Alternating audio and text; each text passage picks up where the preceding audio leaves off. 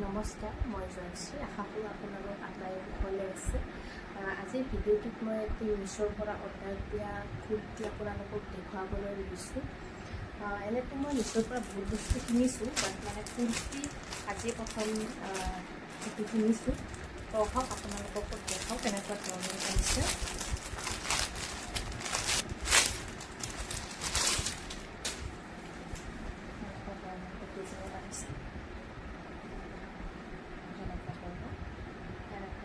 চাওকচোন কিমান বেছি মৰম লাগিছে। ইয়াতে আৰু আন বেলেগ বেলেগ কালাৰো পাই যাব। মই ইয়াতে মিডিয়াম চাইজ লৈছোঁ। চাইজো সকলো ধৰণৰ চাইজতে পাই যাব। ইয়াতে ইনাৰ টাইপৰো এনেকুৱা দিয়া আছে তলত, গতিকে একেবাৰে চি থ্ৰু নহয়।